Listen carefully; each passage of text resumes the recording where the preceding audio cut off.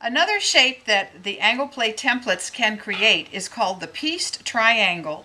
Notice that here we have a triangle that was cut with the E template. Its mate was also cut with the E template, but instead of being cut from just one fabric, part of the triangle is one fabric and part is another. We call this a pieced triangle. To make it easier to talk about the parts of a pieced triangle, we call this triangle the base triangle and this one the side triangle, because that is the side and the base of the template. So first I'm going to show how to cut the base triangle.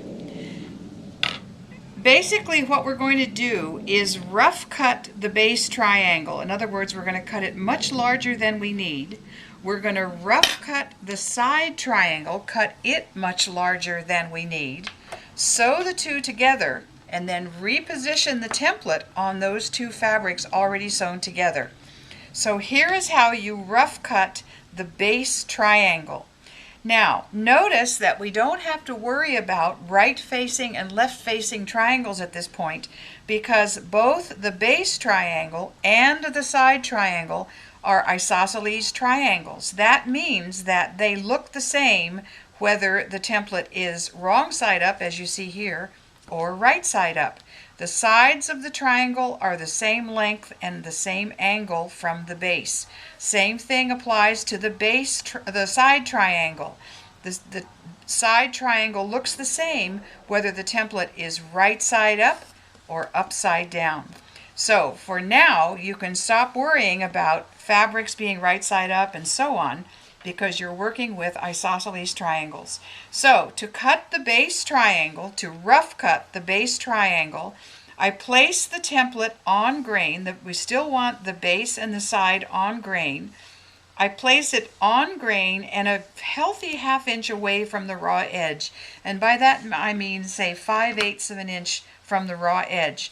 I'm going to cut the angle from about 2/3 up, but notice I'm cutting toward the edge of the fabric first, not towards the interior first. The reason is that if you cut toward the interior of the fabric first and you flip it over to cut the other side, you might end up with this situation where you haven't allowed yourself enough fabric. So we're going to put the base triangle on grain and at about 5/8 of an inch away from the raw edge. I'm cutting toward the edge of the fabric, following the edge of the template, from about 2/3 of the way up, off the edge of the fabric. Fold the cut piece back, and now you're going, in order to cut the other side, you're going to pretend you're turning the pages of a book. Here's the spine of the book.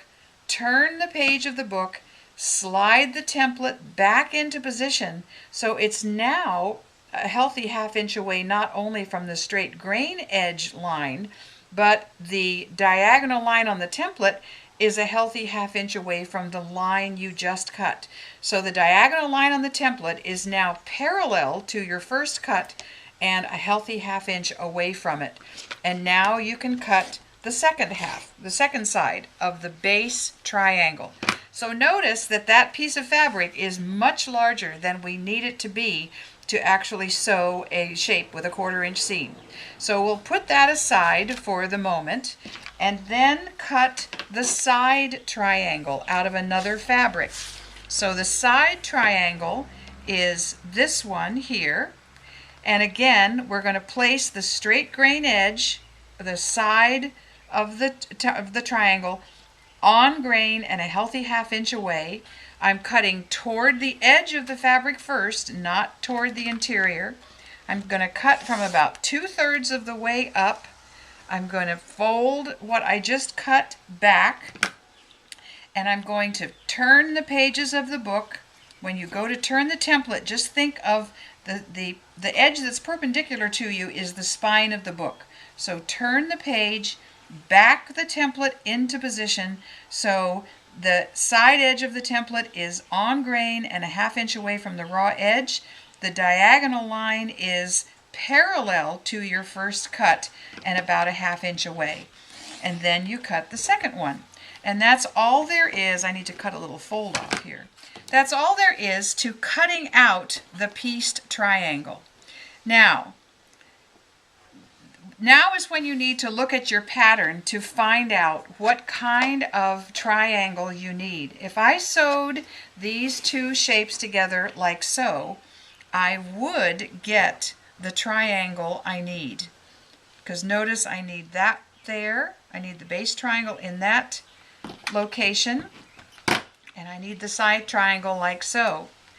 But I could have sewn these together like so. There's the base triangle. If I had wanted a right-facing triangle, I would have sewed them together like so. So at this point, you need to double check and make sure that you're sewing the triangle that you actually want. So to sew these together, there's nothing magic about it. There's nothing to match up, because once this seam is sewn, you're going to place the template on the sewn pieces and trim it again. So you merely put these right sides together, and I just center them more or less. So a 1/4 inch seam and press it open, and it looks like this. And then once the seam is pressed open, then you place the template onto that seam like so. You're putting the diagonal line right on the seam, and then you trim the triangle as needed. Now notice that what I need for this block is a left-facing triangle. These lines on the templates are silk screened on, so in order to cut a left-facing triangle, I need to have the template wrong side up. So there is a space between the actual line I'm trying to match up with the seam. So if you have a left-facing triangle, turn the piece triangle over so you can lay that silk screened line right on the fabric. This is not an issue, of course, for a right-facing triangle, because with the template right side up, you can place that silk screened line right on. And then it's merely a matter of cutting as you have. And again, a spinning rotary mat or a smaller mat that you can spin around on your larger one makes it very easy to create the pieced triangle.